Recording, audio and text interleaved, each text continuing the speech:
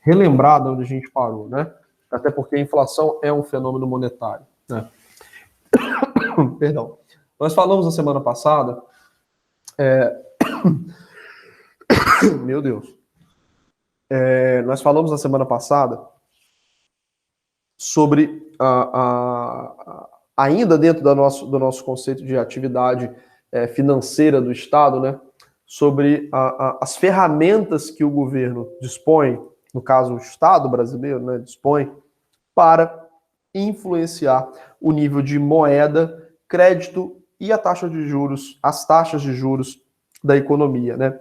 Todas as medidas que versam sobre esses três temas são chamadas de medidas de política monetária, tá? E essas medidas de política monetária, elas são executadas principalmente pelo Banco Central do Brasil, que é o responsável, é o guardião da moeda, é o responsável justamente por fazer essa intervenção na economia visando modificar esses três fatores que eu mencionei: moeda, taxa de juros e nível de crédito, tá? Nós falamos na semana passada e expliquei para vocês algumas formas que o Banco Central tem de intervir na economia para cumprir, né, o seu papel de manusear, de gerenciar esses três fatores. Então nós falamos sobre a emissão de moeda, falamos sobre os depósitos compulsórios, que tem a ver com aquela criação de dinheiro pelos bancos, né? Falamos rapidamente sobre o Open Market e falamos sobre as operações de redesconto. Mas principalmente falamos sobre a taxa de juros Selic.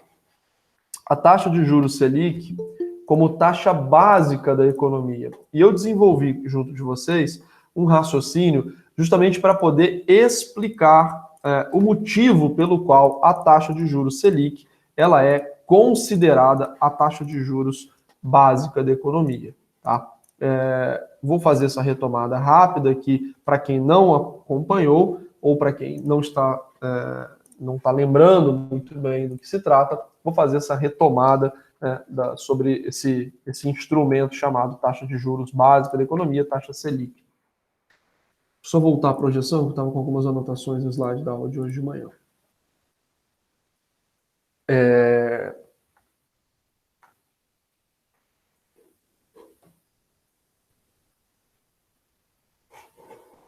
Está aparecendo para vocês aí o slide, né, da taxa de juros. Bom, na semana passada nós falamos sobre o mecanismo que leva essa taxa de juros a influenciar outros preços, outras taxas na economia, tá? Então, só para a gente retomar o nosso raciocínio, tá?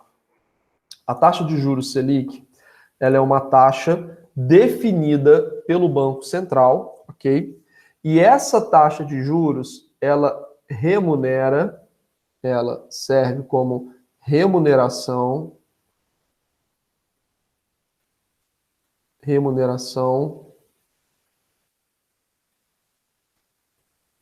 de títulos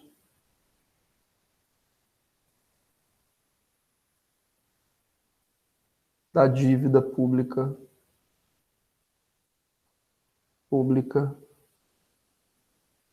federal, ok? Então, quando o governo federal ele precisa de dinheiro, o Tesouro Nacional, que é o órgão responsável por gerenciar a dívida pública, o Tesouro Nacional ele constitui dívida pública em nome do governo federal. Então, o Tesouro Nacional constitui essa dívida pública, ok?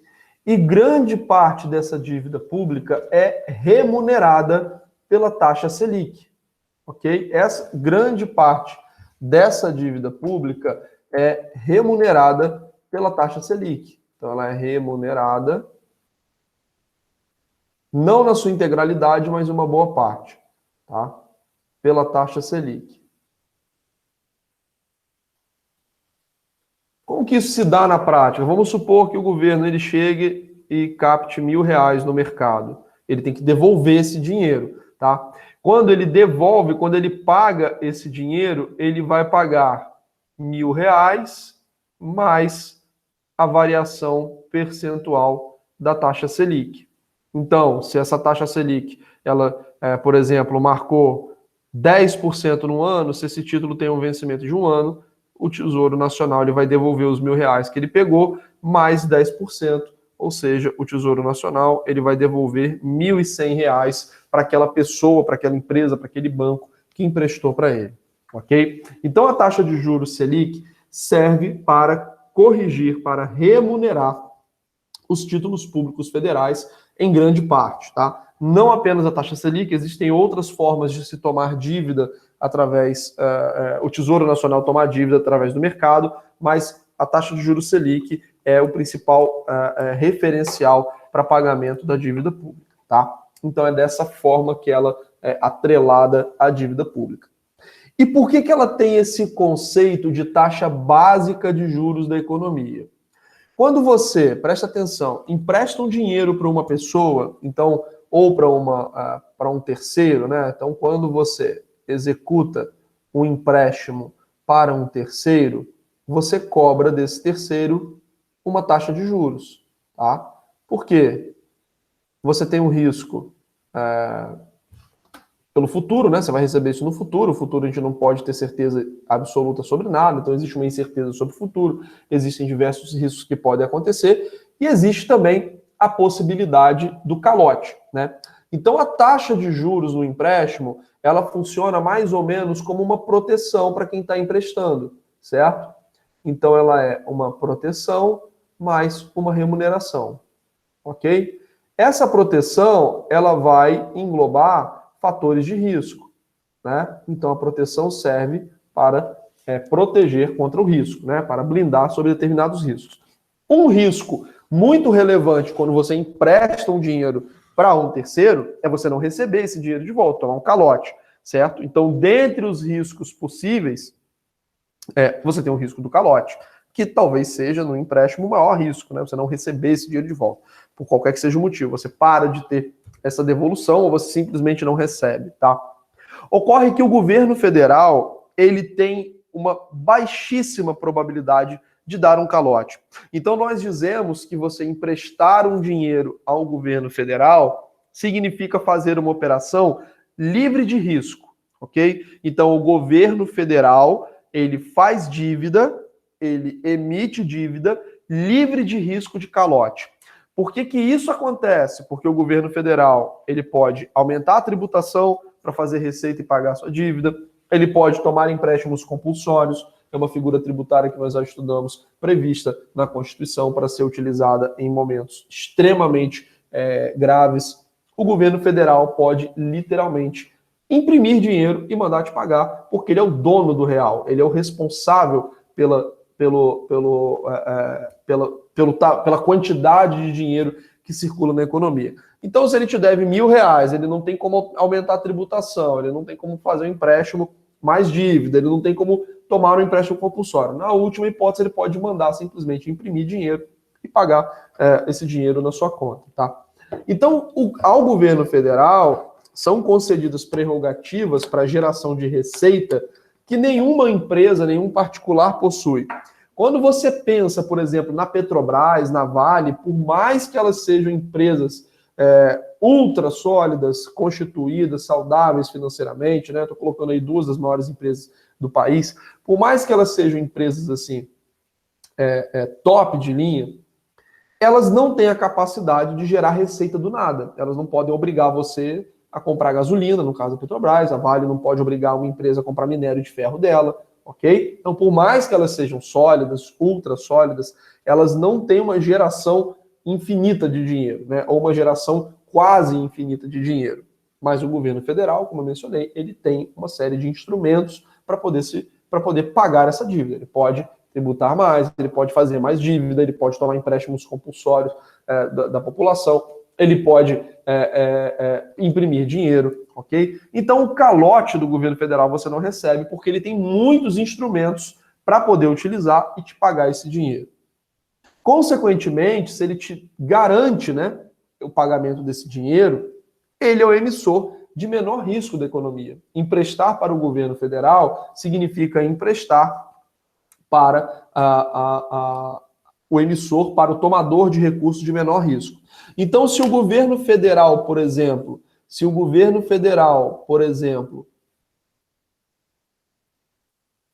se o governo federal ele pega emprestado pagando 2% ao ano, significa que qualquer outra pessoa ou empresa que tomar dinheiro emprestado nessa economia vai pagar. Então, uma empresa ou um particular, qualquer pessoa física ou jurídica que queira tomar dinheiro emprestado, vai ter que pagar esses 2% mais uma taxa adicional, que reflita, no mínimo, o risco do calote.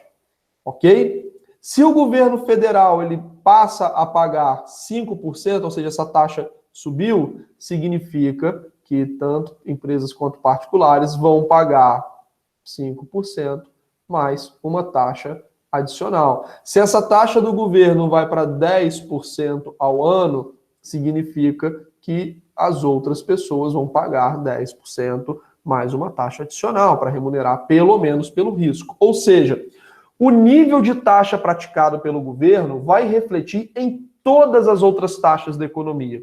Por isso nós dizemos que a taxa Selic ela é uma taxa básica, porque a partir dela são estimadas, são construídas todas as outras taxas da economia, ok? Afinal de contas, o governo federal, ele paga a taxa livre de risco. Qualquer coisa além disso possui risco e tem que pagar uma taxa mais alta. De maneira geral, é assim que funciona, ok? Por isso que quando a taxa de juros Selic ela sobe, o nível de taxa de juros da economia também sobe. Quando a taxa Selic cai, o nível de todas as outras taxas de juros da economia também cai. Até aqui, pessoal, tranquilo? Ok? Igor. Oi. Quando você fala do depósito compulsório como uma garantia do governo federal que ele não vai dar calote, significa que ele pode pegar mais compulsório não. Empréstimo compulsório. Ah, então tá. Agora foi.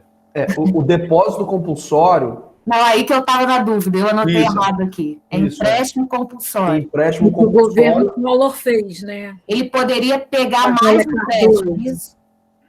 A gente nunca teve a figura do empréstimo compulsório na modernidade, tá? O governo nunca fez empréstimo compulsório na modernidade, eu também não me lembro de algum momento em que ele tenha feito isso. Mas ele pode recorrer. O empréstimo compulsório ele é um tipo tributário que nós estudamos há algumas semanas atrás, que pode ser utilizado em momentos, por exemplo, de uma grave crise, momentos de guerra. O governo ele pode estipular um depósito compulsório. Ou seja, querendo ou não, você tem que emprestar para o governo. Hoje, numa situação normal, a gente só empresta se a gente quiser para o governo, né? Tributação via imposto é uma coisa, tá? Então, tributação você tem que pagar. Dívida pública, você não é obrigado a emprestar dinheiro para o governo, tá? Hoje isso é voluntário, mas existe uma figura chamada empréstimo compulsório, não confundir com depósito compulsório, que é uma ferramenta monetária, tá?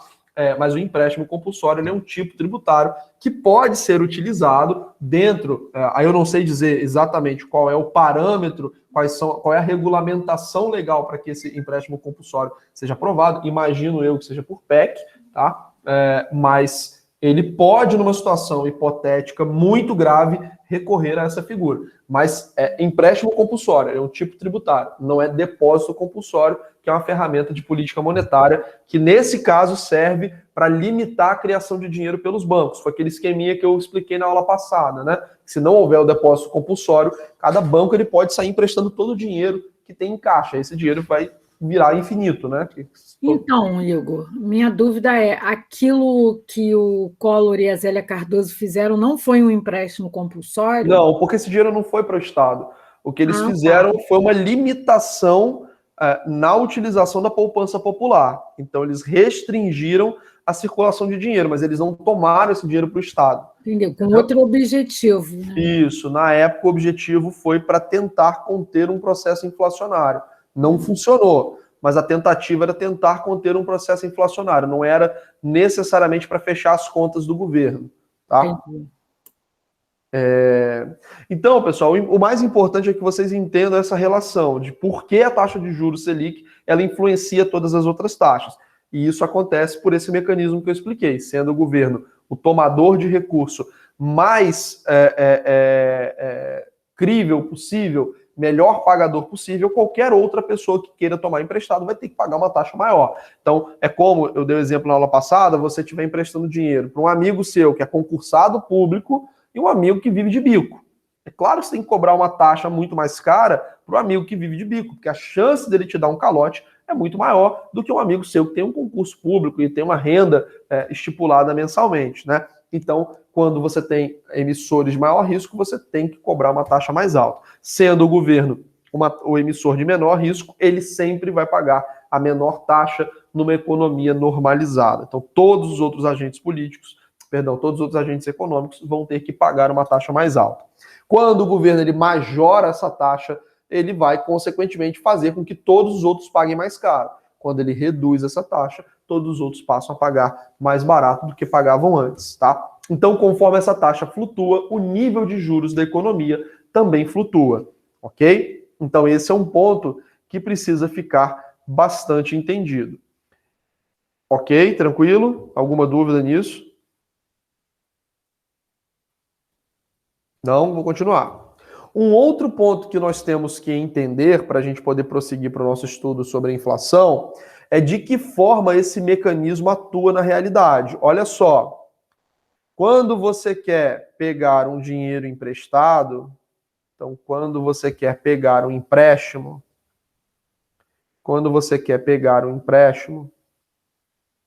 você tem um custo, certo? O empréstimo, ele tem um custo. Beleza? Então, pegar dinheiro emprestado custa dinheiro, né? Quando você quer tomar o empréstimo, você vai pagar juros, ok? Então, nós podemos dizer que os juros, eles são o custo ou o preço para tomar dinheiro. Ok? Quando nós somos investidores, aplicadores, nós ofertamos o nosso dinheiro no mercado bancário, no caso, né, ou outros mercados de investimentos, né? E nós recebemos em troca juros.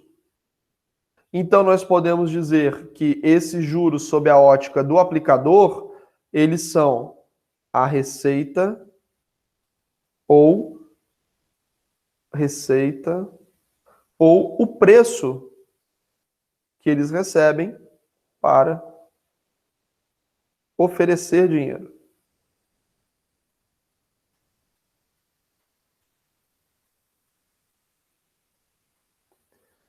Então, um lado paga e o outro recebe, tá? Mas ambos estão pagando ou recebendo a mesma coisa, que são juros, ok?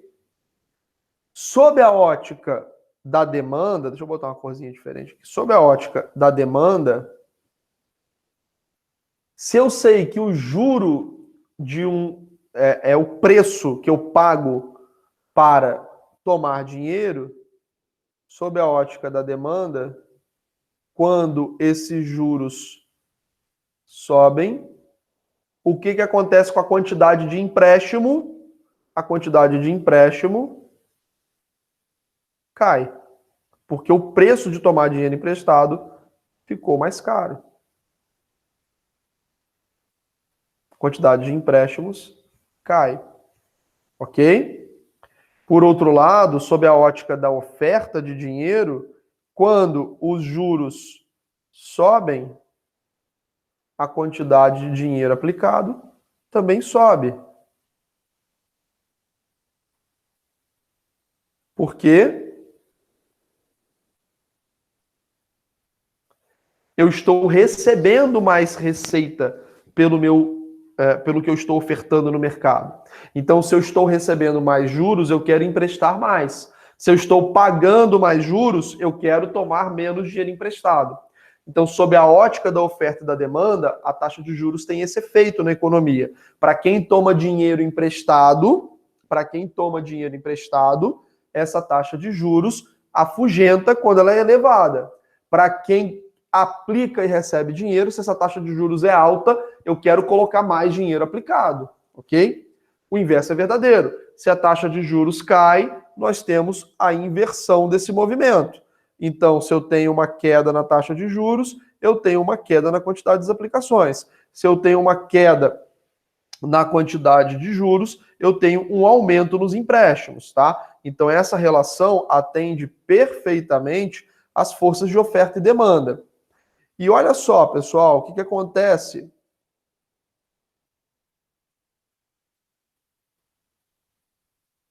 Tá? Então, isso aqui seria a ótica da demanda. E aqui seria a ótica da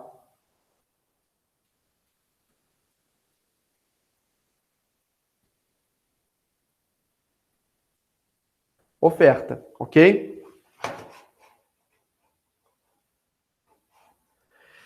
O que acontece quando eu tenho dinheiro sendo tomado emprestado? Quando eu tenho muitos empréstimos à economia? Esse dinheiro que estava dentro do banco, ele vai para fora do banco, ok?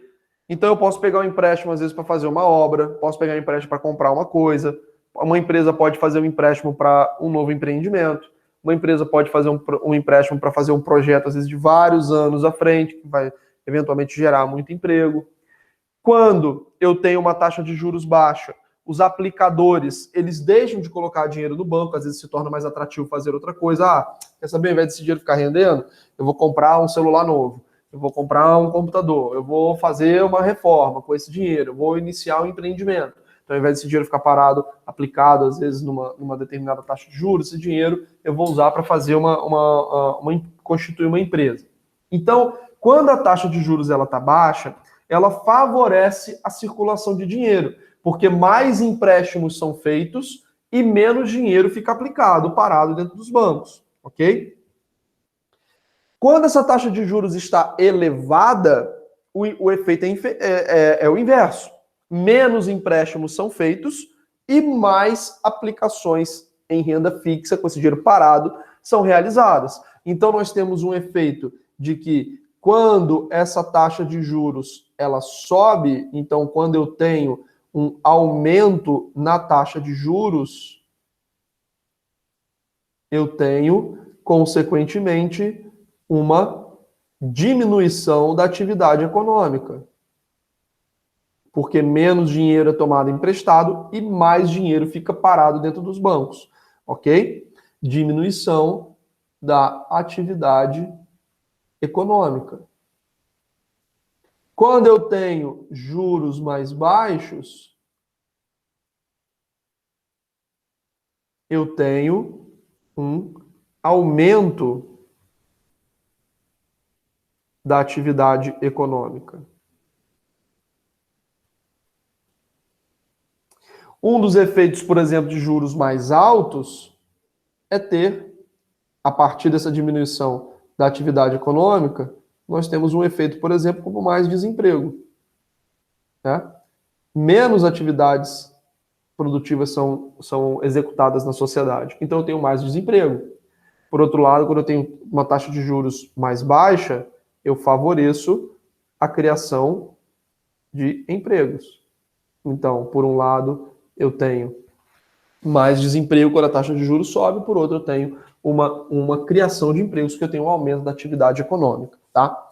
Esse fenômeno ele está colocado aqui de uma maneira gráfica mais bonitinha, até um slide do próprio Banco Central. Tá? Então, quando a taxa de juros Selic ela sobe... Ai, começou esse negócio, cara. Não sei mais o que acontece com essa caneta que ela fica doida.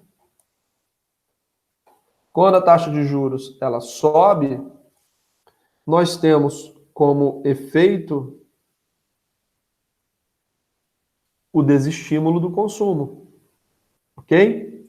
Por outro lado, quando essa taxa de juros cai, nós temos um estímulo ao consumo, ok? Pessoal, entendido até aqui todos os tópicos que eu abordei? nessa retomada?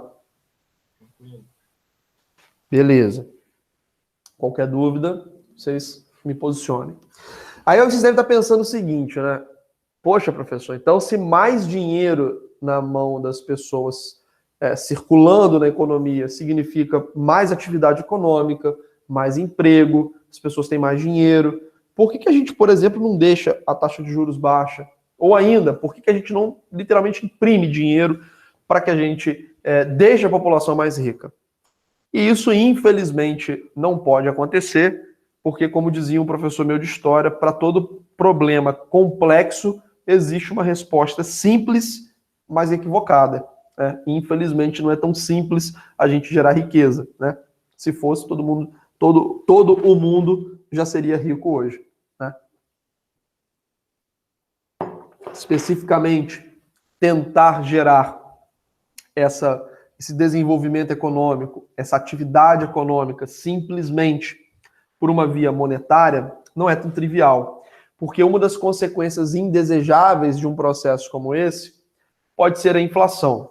E para a gente poder estudar isso, vamos qualificar primeiro a inflação para que vocês entendam o que significa isso, tá? Antes da gente fazer um link entre essas duas coisas. A inflação, ela deve ser entendida por vocês como um processo que reflete o aumento contínuo e generalizado de preços. Olha só, essas duas palavrinhas, elas são extremamente importantes, tá? Então, a inflação, ela reflete um aumento, ok? Um crescimento contínuo e generalizado de preços. Isso significa que, pelo aspecto temporal, a inflação ela é um fenômeno persistente.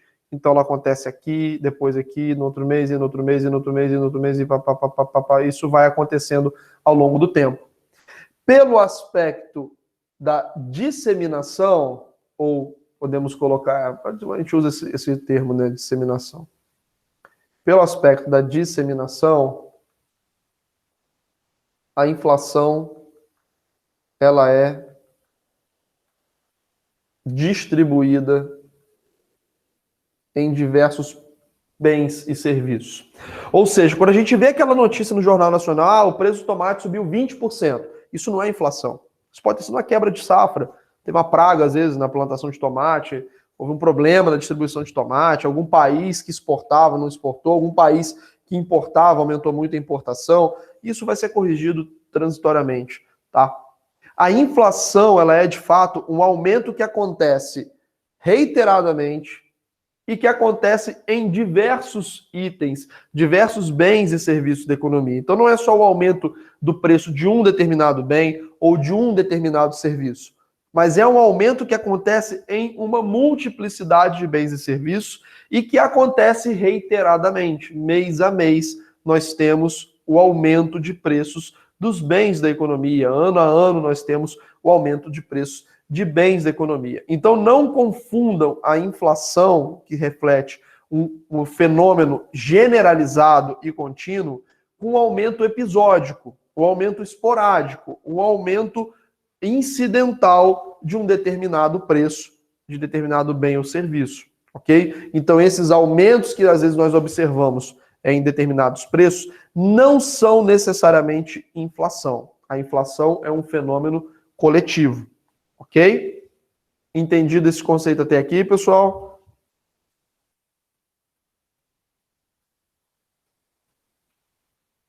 Isso é uma confusão que muita gente faz. Você disse que reiteradamente esses preços vão aumentando, né? Tipo assim, hoje o tomate aumentou 20%, amanhã aumenta 20,3%, é isso? Depois de amanhã vai aumentando. Não tem estabilidade.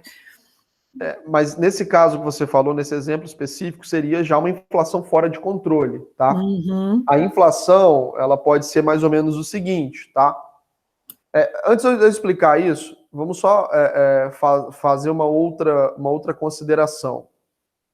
Esse fenômeno inflacionário, antes de eu responder a pergunta, acho que foi a Flávia que me fez, eu não vi, mas antes de eu responder essa pergunta, nós temos uma característica desse fenômeno inflacionário.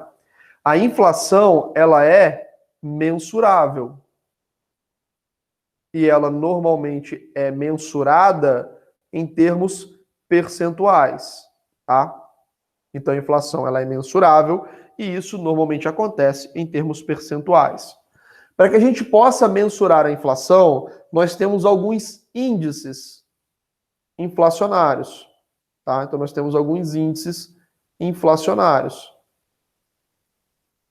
Os mais conhecidos índices inflacionários são o IPCA, que é a medida oficial de inflação do Brasil, medida oficial de inflação, ok? E ela é calculada pelo IBGE. E nós temos o IGPM, que é medido pela FGV, é um índice medido pela FGV, ok? E que reflete uma determinada maneira de apurar a evolução de preço. Mas na prática, como isso se dá quando a inflação está controlada? Normalmente não reiteradamente, não é dia a dia, né? Isso pode ser mês a mês, ok? Mês a mês. É a tomada mais comum de preços que são feitos, é a tomada mais comum da evolução da inflação. E essa evolução mês a mês, ela vai refletir uma média de aumento, e não especificamente um aumento todo mês de todos os produtos. Se isso acontece de todo mês, todos os produtos evoluírem de preço, isso já reflete um processo inflacionário fora de controle, tá? Então, na verdade, a medida de inflação numa situação normal, ela normalmente vai fazer uma apuração mês a mês, e ela normalmente vai refletir uma média de aumento de preço, e não necessariamente o aumento de todos os bens todos os meses. Então tem mês que um bem não vai subir, vai ficar 5, 6 meses sem subir, mas às vezes tem outros bens que sobem a cada 2 meses, então é uma média que é tomada, tá? E essa média ela é apurada mês a mês. Então, como que ela é calculada? Normalmente ela, tipo assim, janeiro, fevereiro, março, e assim vai. E aí você tem, por exemplo, em janeiro a inflação variou 0,8%. Em fevereiro, 0,9%. Em março, foi 1%, tá? E essa medida, ela é consolidada depois numa janela de 12 meses. Que a gente fala que é a inflação anualizada. Então, existe o somatório dessas tomadas de preço mensal, e aí nós temos uma média de crescimento de preço ao longo de 12 meses. Então, por exemplo, 5% em 12 meses. Então, vamos supor que o IPCA esteja marcando 5% em 12 meses.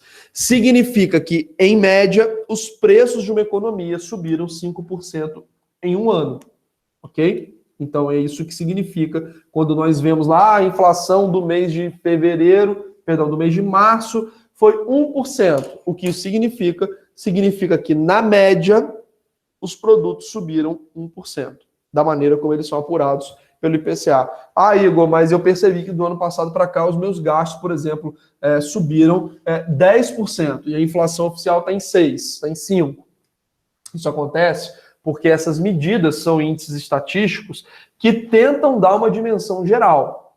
Eles não vão refletir exatamente a inflação de todos os brasileiros individualmente, mas eles vão tentar refletir uma média de crescimento de preço para a média da população. Então, você sempre terá a sua própria percepção de inflação, que dificilmente vai casar com a inflação oficial, ok? Você vai ter esses índices que medem a inflação como medidas gerais para uma determinada população, também na média, ok? Então, dando em linhas gerais o conceito de inflação, a maneira pela qual nós apuramos a inflação, esse é o pano de fundo para a gente poder evoluir alguns conceitos nessa aula. Até aqui, ok? Flávia, a sua pergunta foi respondida de maneira satisfatória? Ficou claro? Sim. Beleza. Sim, obrigada.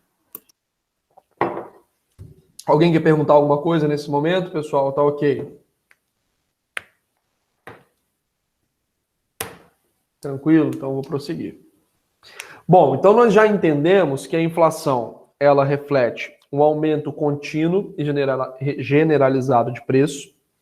que essa inflação ela é mensurável e ela normalmente é mensurada através de determinados índices inflacionários que são calculados por determinados institutos.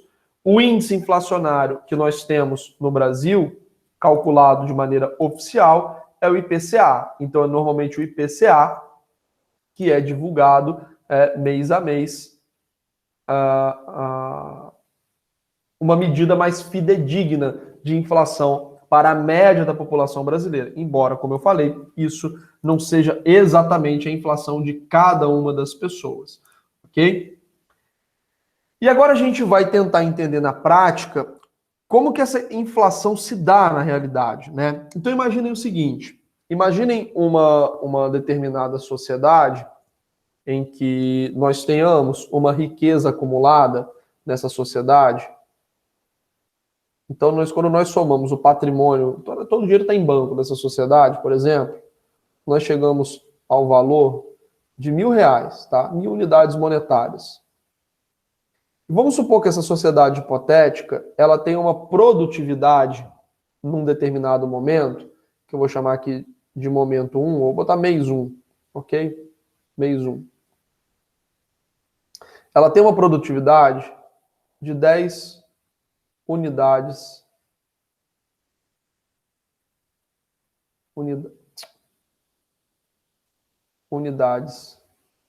de bens e serviços, ok? Então, essa sociedade hipotética, ela tem uma disponibilidade de dinheiro de R$1.000 no somatório da sociedade e ela consegue produzir 10 unidades de bens e serviços. Vamos supor que um político dessa sociedade, né, diferentemente de todos os políticos, ele é um político oportunista. Então, infelizmente, essa sociedade ela padece de um mal que aqui no Brasil a gente já superou, que é o oportunismo político. E esse político, ele quer fazer uma graça, ele quer, de alguma forma, fazer algo para a população gostar mais dele. E o que ele toma a decisão? Ele fala o seguinte, bom, de um mês para o outro, eu vou mandar duplicar o dinheiro que cada cidadão possui. Então, de um mês para o outro, nós temos um aumento da disponibilidade de dinheiro, da disponibilidade de moeda, da base monetária, um aumento de 100%. Então, de um mês para o outro, essa sociedade enriqueceu, entre aspas, 100%. O problema é que de um mês para o outro, nenhuma sociedade consegue dobrar a sua produtividade, certo? Vamos supor, inclusive, que até pelo fato daquelas pessoas estarem tão felizes de estarem com o dobro de dinheiro na conta, elas esqueceram de melhorar a produtividade de cada um na sua atividade econômica e no mês seguinte, somente 10 unidades de bens e serviços foram produzidos naquela sociedade. Vejam que, na média, se eu tenho R$1.000 de moeda e 10 unidades de bens e serviços, na média, cada unidade teria um preço de R$100, ok? Então, na média, custaria R$100. No mês seguinte, o político decide dobrar o dinheiro de todo mundo. E agora, cada pessoa tem o dobro de dinheiro, tem R$2.000 no total dessa sociedade. Só que só continuaram sendo produzidos 10 unidades de bens e serviços. Qual efeito prático isso vai ter? Simplesmente, ao invés de custar R$100 a unidade de cada bem ou serviço, elas vão passar a custar R$200. Então, o efeito real de dobrar o dinheiro de um mês para o outro foi simplesmente... Oi? Esse é o efeito da inflação? Esse é o efeito da inflação na prática.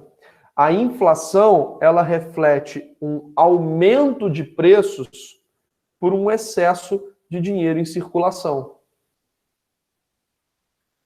Porque o que importa, na verdade, não é o preço que você tem, mas a produtividade que você possui. Uma sociedade, ela não é mais rica porque existe uma quantidade de moeda circulando a mais, mas sim uma quantidade de bens e serviços sendo produzidos e ofertados na sociedade.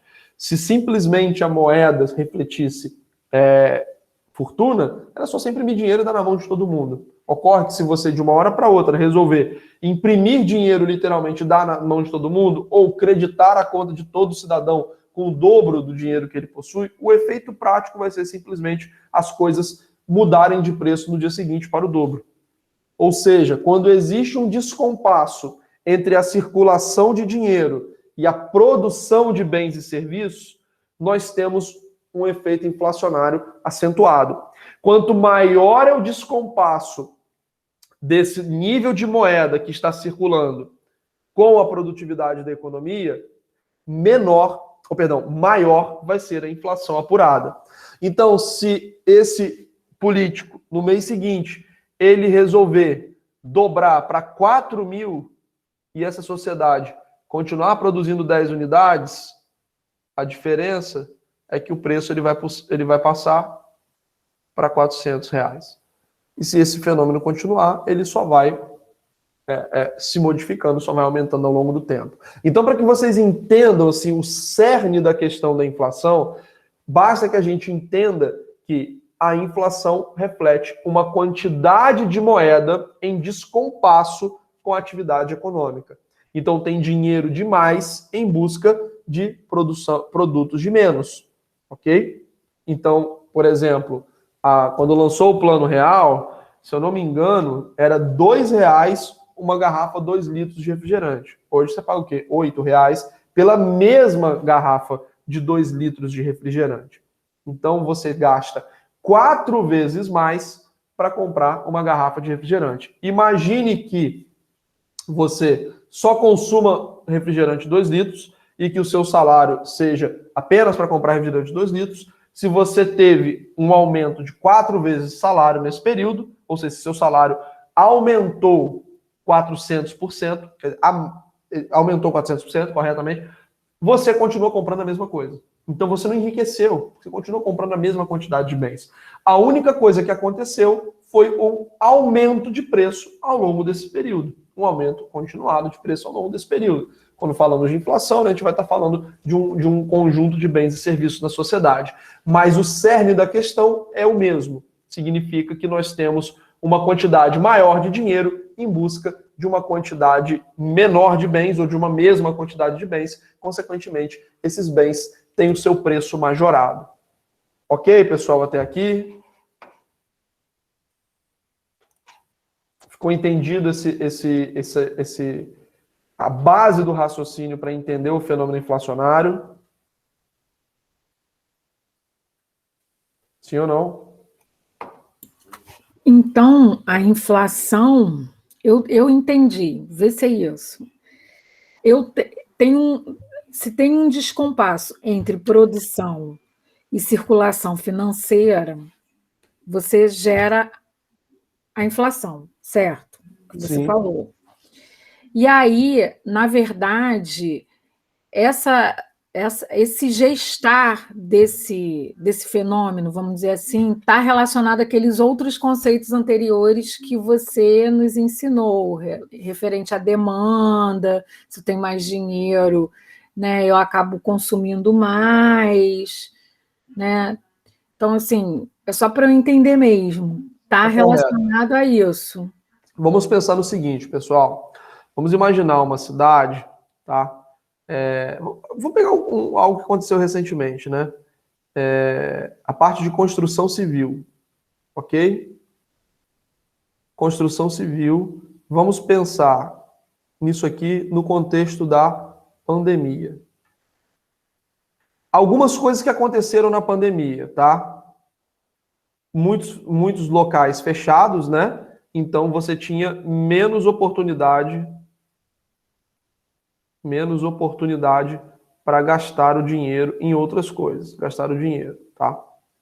Aliás, eu não vou entrar nesse mérito não, porque a gente já vai começar a complicar um pouquinho. Deixa eu colocar outros fatores aqui. O que aconteceu na pandemia? A taxa de juros do governo, a taxa de juros Selic, ela despencou. Ela foi a mínima histórica. Ela bateu 2%. Ok? Então, do ponto de vista de quem pega dinheiro emprestado, ficou barato tomar dinheiro emprestado e, do ponto de vista de quem deixa o dinheiro aplicado, ficou muito menos atrativo deixar esse dinheiro aplicado na renda fixa. Okay? Então a taxa de juros caiu, ela facilitou a tomada de empréstimos e ela dificultou o oferecimento de dinheiro para uma aplicação financeira. Tá? Então, quando veio a pandemia, o governo baixou a taxa de juros. Além disso, o governo injetou dinheiro na economia via auxílios para pessoa física e pessoa jurídica. Além disso, ele reduziu tributação, diversas medidas que favoreceram um aumento na quantidade de moeda.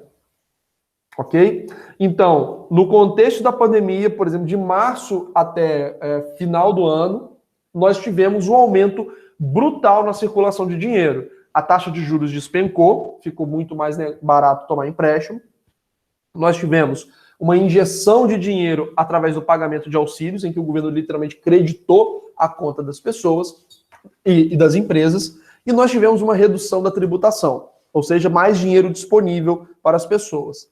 Então nós tivemos uma maior circulação de moeda. Pensando, por exemplo, no contexto da construção civil, as pessoas em casa ficavam olhando, meu Deus, essa goteira aqui eu tenho que resolver, essa tinta aqui tá ruim, vou pintar a casa. Aquele terreninho que eu tinha na praia, agora eu vou pegar um empréstimo e vou conseguir construir minha casa. Ou então eu vou tirar o dinheiro do banco e vou construir a casa que não está rendendo nada. Então diversas pessoas simultaneamente, com maior capacidade financeira, resolveram fazer alguma coisa no setor de construção civil. O problema é que o número de pedreiros, o número de ajudantes de pedreiros, de mestres de obras, de eletricistas, etc., a quantidade de insumos, de tijolo, cimento, não cresceu na mesma magnitude da quantidade de dinheiro que foi revertida para essa situação. Então imaginem o seguinte, vamos supor que aqui nessa sala tenha eu, Igor, que seja o pedreiro, tá? E tem você, Flávia, tem Esther, tem a Aline, tem o Gabriel, a Juliana, a Denise, que são pessoas interessadas em fazer uma obra. Quando vocês vão atrás de um único pedreiro, por exemplo, eu, Igor, eu vou fechar com quem me pagar mais. Eu vou comercializar o meu produto com quem me pagar mais. Então, o nível de preços que era praticado no momento anterior, se eu cobrava R$100 pela minha mão de obra, eu passo a cobrar 200. Então, o custo para você construir, ele aumenta consideravelmente. Se tem muita gente querendo tijolo, cimento, etc., o fornecedor, ele vai fechar negócio com quem pagar mais. Se o preço do tijolo era 5, chega, não, eu pago 7, eu pago 8, eu pago 9, eu pago 10. Então é 10. Esse preço, ele também sobe, ok?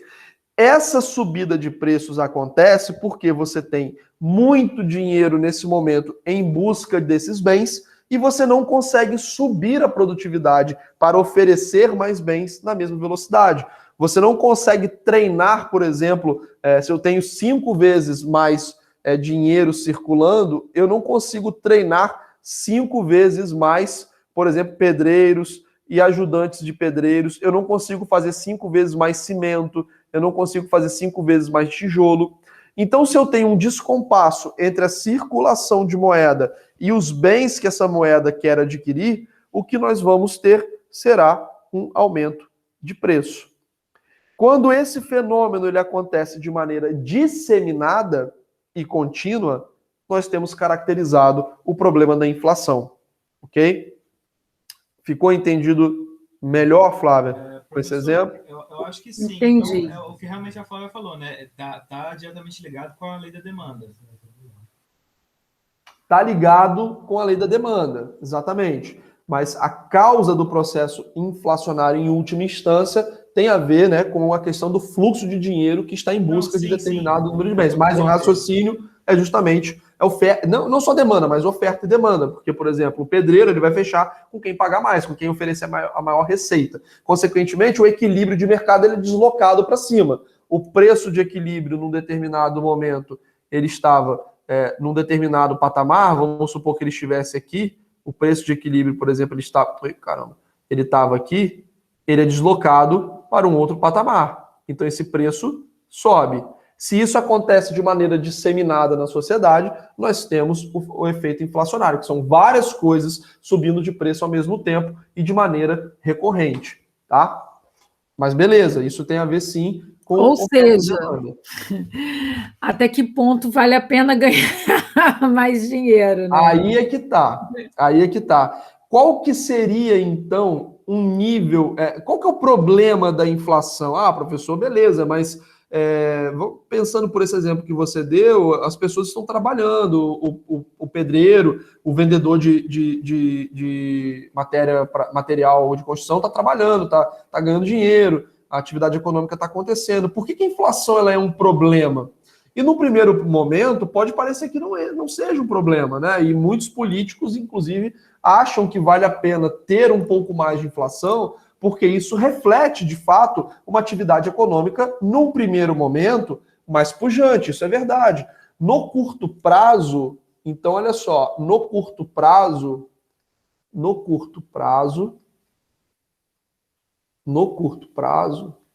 existe um trade-off entre inflação e atividade econômica. Isso é verdade, porque significa que se tem muita gente querendo gastar dinheiro e fazer coisa, significa que a atividade econômica ela está crescendo, certo?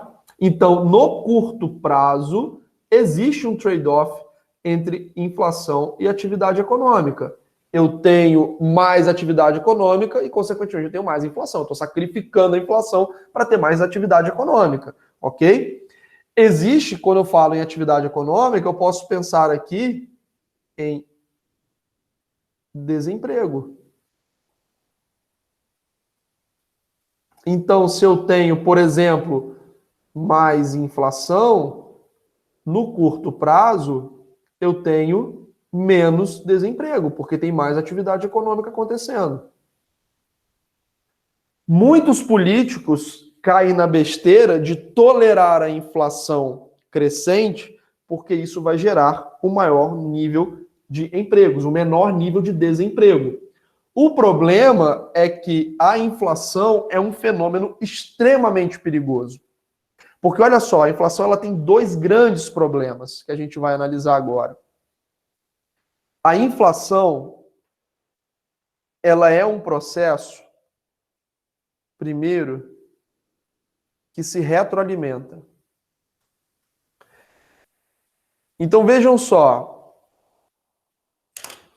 tem mais dinheiro na praça, os pedreiros estão cobrando mais caro pela mão de obra, os vendedores de matéria-prima estão cobrando mais caro pelos seus produtos, e isso vai acontecendo ao longo de um mês, 2, 3, 4, 5, 6, refletindo de fato um processo inflacionário.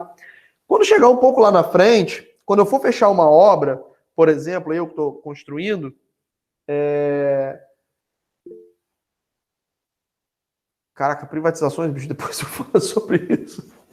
Depois eu falo sobre isso. Nesse momento não tem muito a ver com a matéria. Depois que eu terminar a aula até te respondo. Mas vamos seguir aqui primeiro em inflação, depois a gente fala de privatização. A partir do momento que esse processo ele se torna corriqueiro, os próprios agentes econômicos eles já vão embutir na sua tomada de decisão a previsão de que o preço vai subir. Ou seja, se eu acho que esse preço vai subir, eu já aumento o preço agora. Então imagine que eu preciso fechar um contrato, ok? Então eu sou um construtor, estou sendo contratado para fechar uma casa que vai durar 12 meses. E a pessoa quer fazer um contrato comigo. Se eu sei que os preços estão subindo, eu já vou tentar me proteger desse aumento de preço.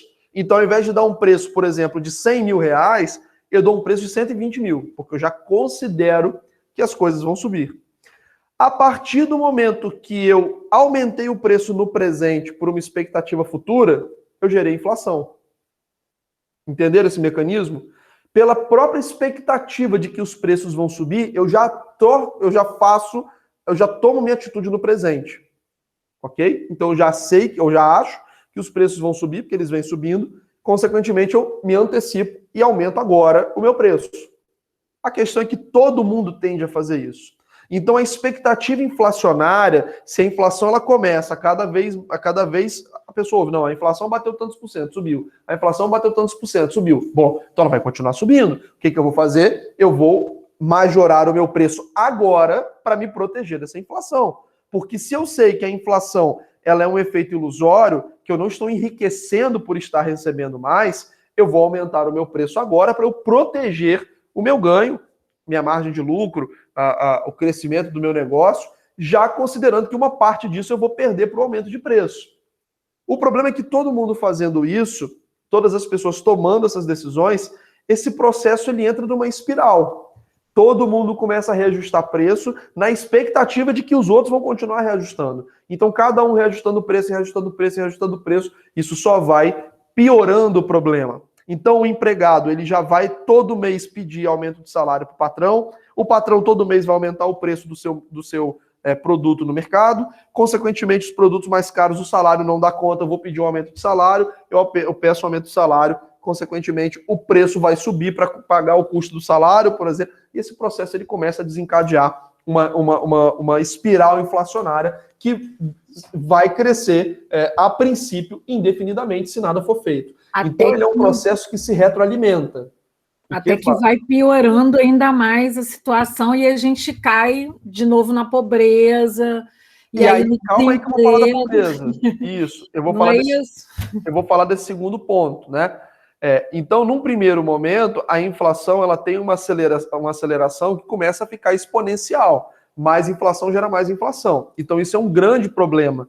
Tá? Esse é um dos grandes problemas da inflação. Ela se retroalimenta. Então, mais inflação gera mais inflação, gera mais inflação, gera mais inflação. Ok? Um segundo problema, Flávia, é esse que você mencionou. A inflação ela empobrece um país. Por que ela empobrece um país? Nós falamos agora há pouco, e nós já falamos sobre isso diversas vezes, que o nível de riqueza de um país está ligado à sua capacidade produtiva. Países mais ricos não são aqueles que têm mais dinheiro. Países mais ricos não são aqueles que têm mais dinheiro circulando. Cadê meu mouse, meu Deus? Calma aí. Tá aqui.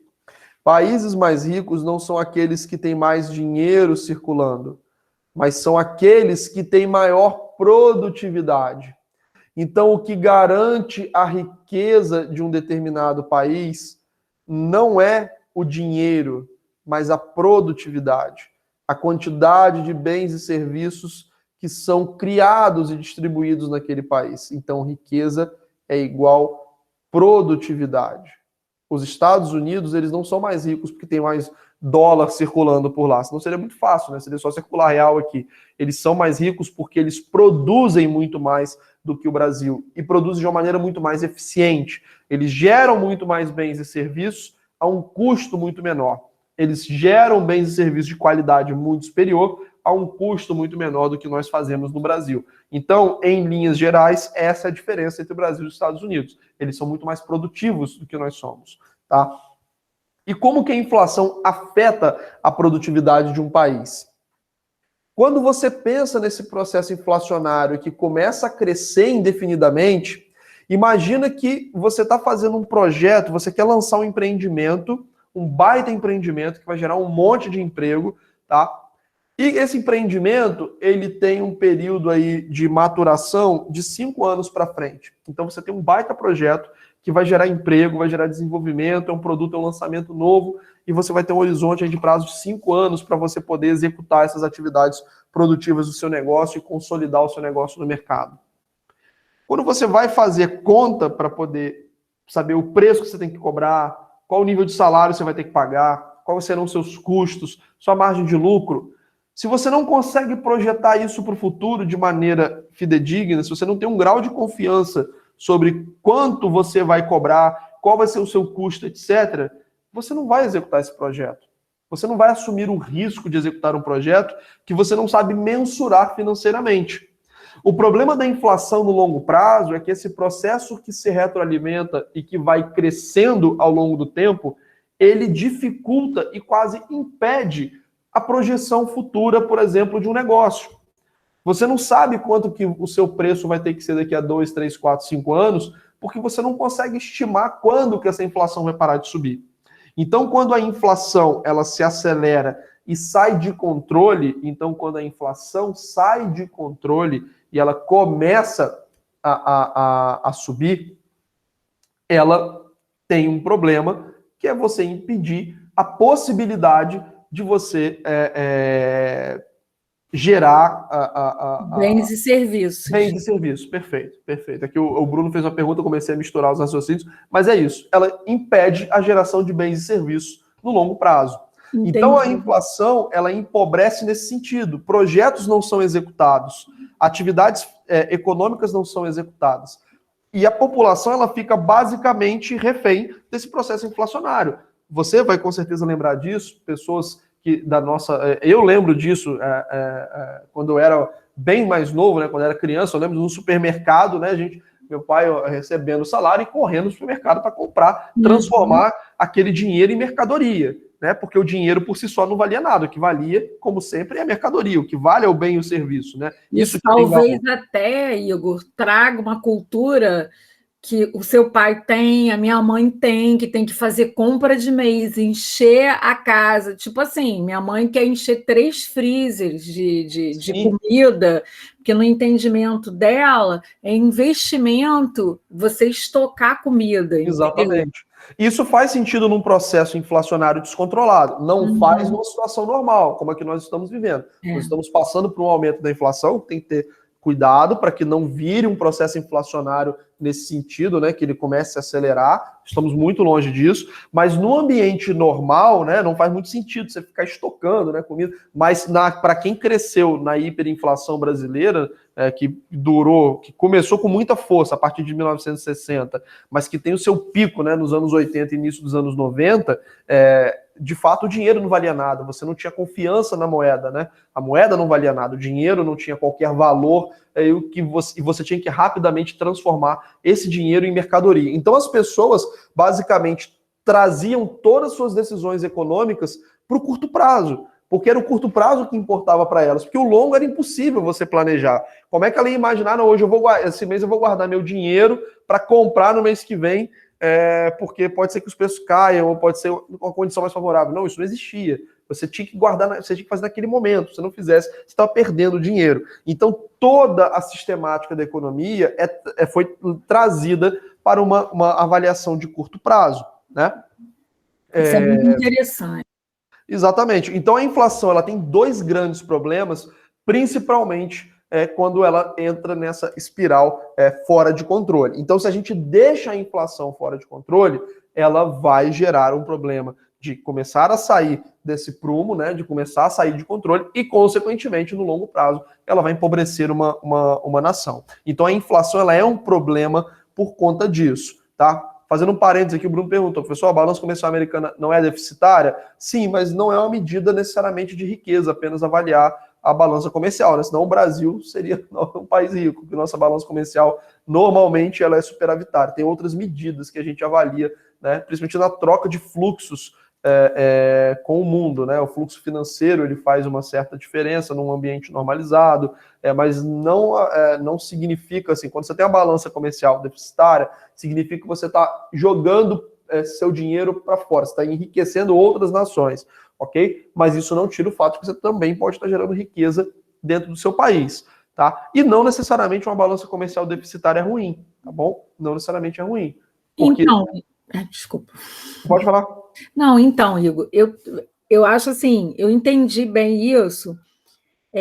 Então, na verdade, assim, quando você fala que a riqueza de uma nação está ligada à sua capacidade produtiva, né, na questão da oferta de produzir mesmo, produzir bens e ofertar os serviços, à medida que essa inflação vai crescendo, eu não consigo sustentar, né, no meu cotidiano a compra desses bens e desses serviços, né? E aí isso acaba estimulando uma desigualdade social mesmo, né?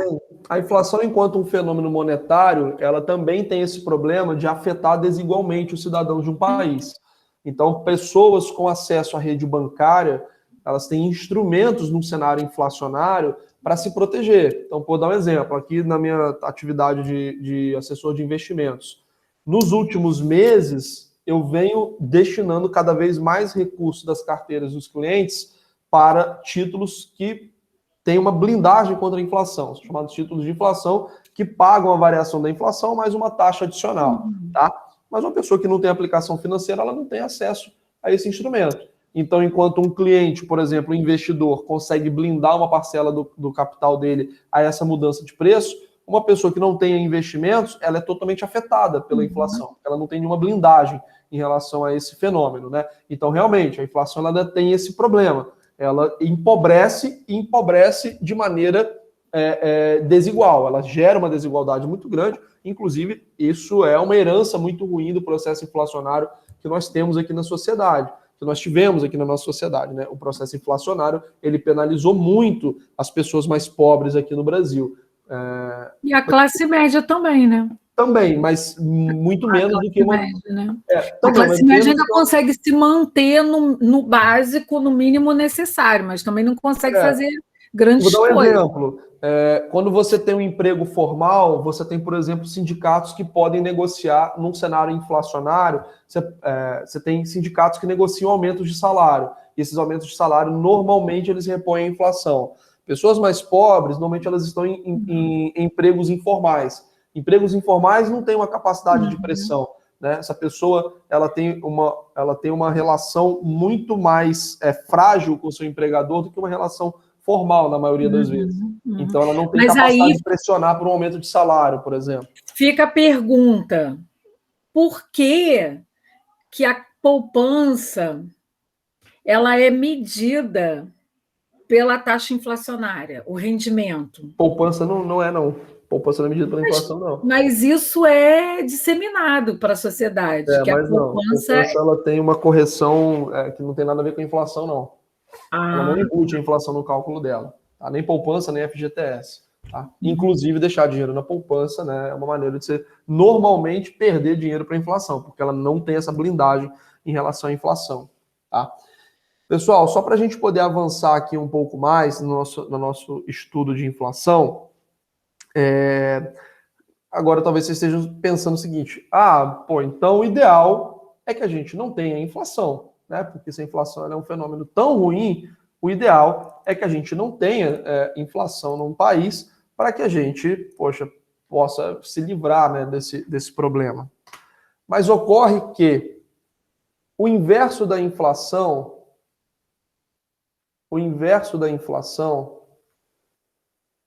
é a chamada deflação, que é o processo justamente contrário. Na deflação, nós temos uma queda contínua e generalizada no nível de preço. Então, imagine que a gente tem aqui um processo inflacionário que se reverte em deflação. Então, esse preço ele começa a cair mês após mês, os preços começam a cair mês após mês, numa cesta de produtos mais ampla, tá? Então, a deflação, ela é uma redução contínua e generalizada no nível de preço. E ela é pior e mais gravosa do que a inflação, além de se apresentar de forma muito mais rápida, tá? Por que a deflação é ruim? Imaginem o seguinte, nós tivemos, por exemplo, num determinado mês, então nós tivemos aqui no mês de março, uma deflação de 1%, ou seja, os preços ficaram, em média, 1% mais baratos. Aí o cidadão ouve que em abril os preços caíram 1,2%. Aí em maio ele ouve a notícia de que os preços caíram 2%. Qual que é a postura mais sensata dessa pessoa que precisa comprar alguma coisa? Ele vai esperar cada vez mais o preço cair. Só que esse mesmo raciocínio que esse cidadão tem, todos os outros consumidores vão ter. Então, se eu puder postergar o meu consumo, eu vou esperar esse preço cair. Pela ótica, por exemplo, de um empresário que está com o seu produto encalhado, o que ele vai fazer? Ele vai colocar um desconto ainda maior para ele vender rápido. Isso vai causar um decréscimo no nível de preço. E aí o empresário do lado, ele reduz ainda mais. Ele reduz ainda mais. A hora que eles conseguirem liquidar essa mercadoria, eles não vão comprar de novo, porque os preços estão caindo, as margens deles estão caindo. Eles não têm como estimar, por exemplo, quanto que vai ser o lucro. O lucro pode ser negativo, já que os preços estão caindo. Então o processo deflacionário, ele leva a uma estagnação econômica muito rápida, porque as pessoas tendem a esperar esses preços caírem cada vez mais, e é um processo que também se retroalimenta, e a deflação também empobrece uma população, porque os projetos deixam de ser executados, porque as margens de lucros não compensam. As margens de lucro não compensam, porque nós temos os preços caindo cada vez mais. Então, o lado inverso da inflação, que é a deflação, é um processo de mesmas características, só que de sinal trocado, ok? Mas que se apresenta na realidade numa velocidade maior do que o processo inflacionário. Então, não ter, então você ter uma queda de preços significa também um problema econômico. E pode ser que esses preços tenham começado a cair porque as pessoas estão sem emprego, elas não conseguem pagar o preço que está sendo cobrado. E aí, conforme os preços estão caindo, as pessoas estão sem emprego, se não houver uma forma de equilibrar essa situação, mais pessoas vão ficar desempregadas, porque as empresas não vão conseguir fechar as contas, porque o preço dos seus produtos, dos seus serviços está caindo, a margem de lucro está caindo, então elas têm que demitir mais gente. Mais gente demitida, menos gente com capacidade de comprar. Menos gente com capacidade de comprar, você vai ter que ter um reajuste de preço para baixo para conseguir fazer com que esses produtos sejam comercializados. E é um processo que vira uma espiral deflacionária. Então, desejar o inverso da inflação, que seria uma queda contínua e generalizada no nível de preço, é ainda pior do que você ter inflação. Pô, professor, então a gente está no mato sem cachorro, né? Então, o que é o ideal, professor, para que a gente, então, não tenha um processo inflacionário descontrolado, nem tenha um processo deflacionário? O ideal é que essa inflação, ela esteja num patamar saudável e aceitável ao longo do tempo, que reflita um leve descasamento justamente entre essa atividade econômica mais aquecida e a produtividade da economia. Então, se a gente puder ter aqui a inflação, a medida da inflação ao longo do tempo, o ideal é que essa inflação ela esteja num patamar sadio que reflita a atividade econômica em expansão, mas que ela não ultrapasse esse limite de forma a gerar um processo fora de controle. Então, o ideal é que a inflação ela caminhe num determinado intervalo, porque existe um nível adequado de inflação que reflete justamente esse andamento positivo da economia. O fato de que as pessoas podem estar realmente ficando mais ricas pelo aumento da produtividade, e isso vai gerar um descompasso em determinados mercados, e aí você tem, de fato, um acréscimo de preço. Mas esse acréscimo de preço é controlado. Então, o desejável para o nível inflacionário é que essa inflação esteja em níveis, que a inflação esteja em níveis aceitáveis. Professor, e como é que a gente faz para que essa inflação fique no nível aceitável? É aí que entra a ferramenta da taxa de juros para controle da inflação. Se eu disse para vocês que a inflação é um excesso de dinheiro, olha só, a inflação, em última instância, ela é um excesso de dinheiro, certo? A deflação, ela é uma escassez de dinheiro circulando no mercado, de dinheiro circulando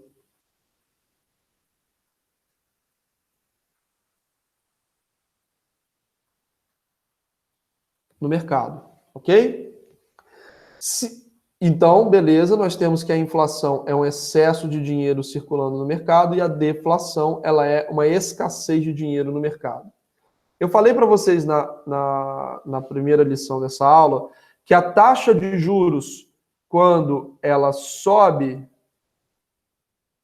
eu tenho menos dinheiro circulando, porque ficou mais caro tomar empréstimo e ficou mais atrativo aplicar dinheiro. Então, quando a taxa de juros sobe, menos dinheiro circula.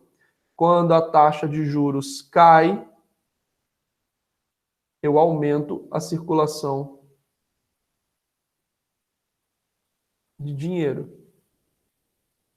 Significa dizer que através da manutenção da taxa de juros para cima, para baixo ou em linha reta na permanência em determinado patamar, nós conseguimos influenciar na quantidade de dinheiro que circula na economia. Consequentemente, nós conseguimos influenciar nesse processo que eu expliquei para vocês. Então, a taxa de juros ela serve para controlar o andamento da inflação. Quando a inflação ela parece que está se acelerando além do desejável, nós subimos taxa de juros. Tem um efeito colateral, a atividade econômica cai, certo? Mas nós contemos um processo inflacionário que no longo prazo será pior. Quando essa inflação ela está em níveis muito mais baixos, a atividade econômica começa a ficar muito fraca, nós reduzimos a taxa de juros para o dinheiro voltar a circular. Então, através da manutenção da taxa de juros, nós conseguimos controlar a inflação num patamar adequado. Nesse momento de hoje, nós estamos passando por um processo de aumento de taxa de juros. Então, o Banco Central ele vem subindo a taxa Selic nos últimos meses. E isso acontece logo depois de a gente ter apurado uma série de índices inflacionários acima do esperado. Então, a inflação hoje, ela escapou do que é desejável. O Banco Central agora aumenta a taxa de juros para fazer essa inflação voltar para a trajetória adequada, segundo o entendimento do Banco Central. Pessoal, entendido essa dinâmica, entendido esses conceitos relacionados à inflação, o que é a inflação, como medir a inflação, por que a inflação é ruim, por que a deflação é pior ainda, e de que maneira nós mantemos a inflação num determinado patamar? Show? Professor, eu só fiquei um pouco Show. perguntando sobre o negócio da deflação. Formula para mim sua dúvida, especificamente. Então, é que no caso eu realmente não compreendi, não peguei. Tá. A deflação, ela é o processo inverso da inflação, tá? Nós falamos que a inflação é um aumento contínuo e generalizado dos preços, certo? A deflação é o contrário, é a queda contínua e generalizada de preços. Qual que é o seu time, Gabriel? É o Mengão. Muito bem, parabéns. Já entendi que você não é. Eu sou flamenguista. Eu dei parabéns. Falou meio calminho, mas sei lá. Eu tô cansado. Não sou flamenguista. Vamos supor que você veja a camisa do Flamengo, você deu uma olhada hoje no preço, aí sei lá, tá R$150 a camisa que você quer comprar. Aí você vai, olha mês que vem, essa camisa tá 135, caiu. Só que você observou que o preço de um monte de coisa caiu também. Aí você fica, caramba, será que vai cair mais? Aí você olha no outro mês e caiu ainda mais. Você olha no outro mês, caiu ainda mais. O que você vai fazer enquanto consumidor? Você vai tentar postergar o seu consumo no melhor momento possível. Se você está vendo que os preços estão caindo, o que você vai fazer? Não, eu vou esperar para ver se cai um pouquinho mais. Eu vou esperar ver se cai um pouquinho mais. Então, da ótica do consumidor, a deflação ela é um processo que vai postergando o seu consumo. Pela ótica do produtor, do cara que está com a camisa encalhada lá e precisa vender, ele vai tentar fazer um preço cada vez mais baixo para ele conseguir vender essa mercadoria. O problema é que, ao fazer esse preço cada vez mais baixo, ele retroalimenta esse processo. Então, o processo deflacionário, ele é exatamente o inflacionário, só que no sentido inverso. É como se você estivesse olhando no espelho, é tudo o contrário, entendeu? Ao invés do preço subir, o preço cai, essa queda de preço retroalimenta a queda de preço, porque as pessoas vão esperar cada vez mais os preços caírem. ok? Ninguém vai querer abrir negócio nenhum porque as margens de lucros estão caindo,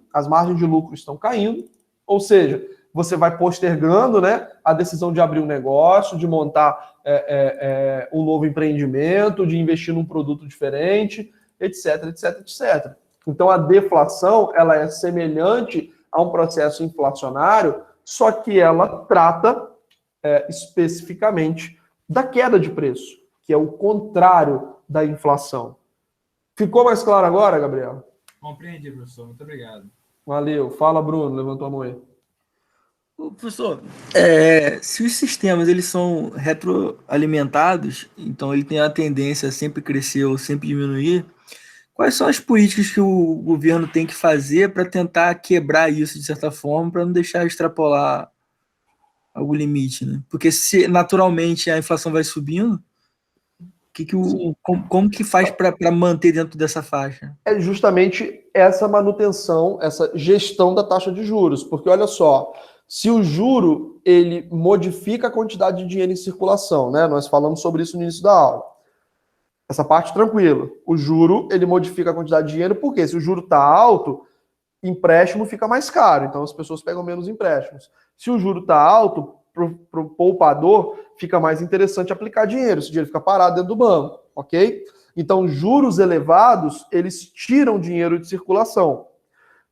Se a inflação ela está entrando num processo crescente que precisa ser quebrado, e se a inflação tem como causa um excesso de dinheiro, eu tenho que tirar esse dinheiro da economia. Como é que o governo faz isso? Através do Banco Central, aumentando os juros. Então, ao tirar dinheiro da economia, ele reduz essa disponibilidade de dinheiro circulando e ele freia esse processo de crescimento de preço. Você vai ter menos dinheiro disputando bens e serviços. Então, você vai favorecer a uma diminuição do reajuste de preço para cima, ou ainda, até, se for um processo muito pesado, você vai favorecer, inclusive, ao decréscimo, à entrada num processo deflacionário. Se esse processo deflacionário ele continua e vai caindo, vai para o terreno negativo, aí o governo responde de maneira diferente. Ele baixa a taxa de juros para jogar dinheiro na economia. Então, com mais dinheiro disponível, você fomenta a atividade econômica e a inflação tende a começar a subir, tá? Então, a maneira pela qual o governo coordena esse processo inflacionário, tentando manter ele no nível saudável, é principalmente através da manutenção da taxa de juros básica da economia, aumentando, diminuindo ou mantendo essa taxa inalterada, dependendo do cenário que ele está observando. Nesse momento, como eu falei, a taxa de juros está subindo, porque a inflação subiu muito, ela subiu além das expectativas. A gente precisa voltar essa inflação para a expectativa. Então, nós temos uma retomada desse ciclo de alta de juros para que a inflação ela possa voltar a sua trajetória. Beleza, Bruno? Beleza. Então, a taxa de juros ela é altamente previsível, né? Para a galera do investimento, por exemplo. É só acompanhar a inflação, teoricamente. Você vai ver se está subindo muito, provavelmente. A inflação ela é apurada a posteriori, né? Você não sabe qual vai ser a inflação do mês que vem. Entendeu? E quando você fecha negócios no mercado financeiro, na maioria das vezes, você está fechando negócios para períodos à frente. É fácil você tratar, por exemplo, a inflação passada. Você já sabe quanto foi. Se você quiser fazer qualquer negócio mediante inflação passada, você tem o número certo na mão. O problema é a inflação à frente, porque se essa inflação começa a acelerar, eu não vou conseguir estimar exatamente qual vai ser a inflação do mês seguinte, entendeu? Porque eu passo a não ter previsibilidade sobre esse número. Então, quando a inflação ela está dentro de uma determinada faixa, você tem um grau de confiança grande para estimar. Quando ela fura essa faixa, ela vai ficando cada vez mais difícil você estimar a inflação. Por exemplo, o nível de inflação que nós temos nesse momento, que está acumulado, deixa eu ver aqui, falar exatamente qual que é o nível de inflação acumulado nesse momento.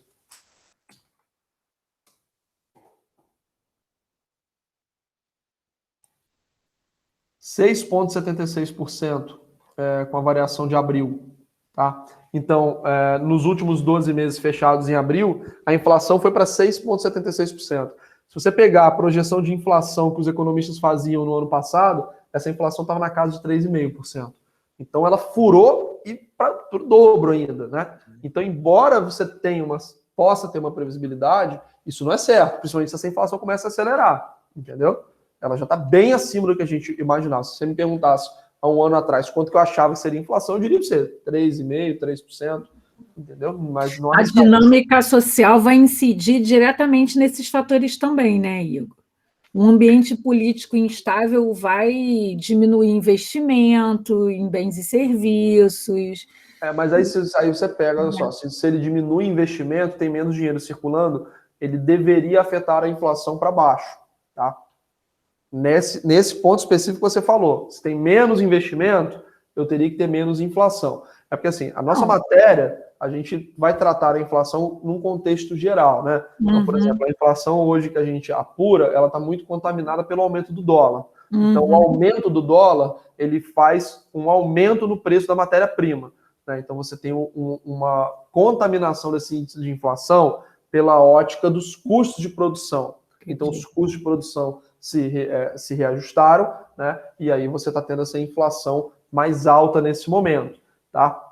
Que obviamente só chegou nesse patamar porque existe quantidade de dinheiro que está comprando esses bens, né? Se não houvesse essa abundância de moeda, não teria essa inflação nesse patamar. Mas a inflação é um processo um pouco mais complexo do que a gente está tratando aqui até esse momento. Nesse momento eu preciso que vocês entendam a espinha dorsal da inflação, tá? E a gente também não vai aprofundar muito, porque é um processo altamente complexo quando você coloca outras variáveis, né? Então a dinâmica da dívida pública contribui para a expectativa de inflação. E eu também não vou entrar nesse momento, nesse pormenor. Então, tem outras coisas que também afetam o processo inflacionário. Mas o importante é vocês entenderem a raiz desse problema, tá? Aí alguém colocou, Gabriel, deflação não é... eu botei igual aqui, só cuidado, né? Não é igual, tá?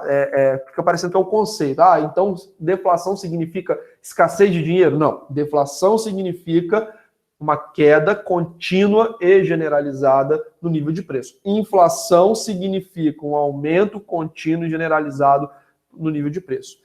Esse igual aqui, entenda que, em última instância, tá, de maneira simplificada, para que vocês compreendam o cerne da questão, a inflação ela é causada por um excesso de dinheiro em circulação e a deflação ela é causada por uma escassez de dinheiro em circulação. Então, em última instância, esses fenômenos são causados por esses motivos. Mas não é o conceito de inflação nem deflação. O conceito de inflação é aumento contínuo e generalizado no nível de preço.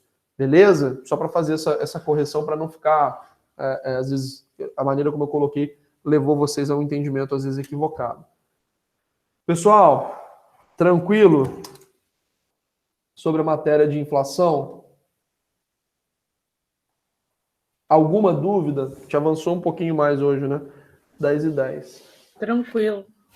Beleza. Eu já tirei aqui a lista, só respondendo a pergunta do Gabriel. No Brasil, eu sou amplamente favorável a privatizações. Privatizar tudo que for possível privatizar aqui no Brasil. Infelizmente, o Brasil não tem uma boa tradição em empresas privadas, empresas estatais. Elas são menos eficientes, elas atendem a critérios políticos.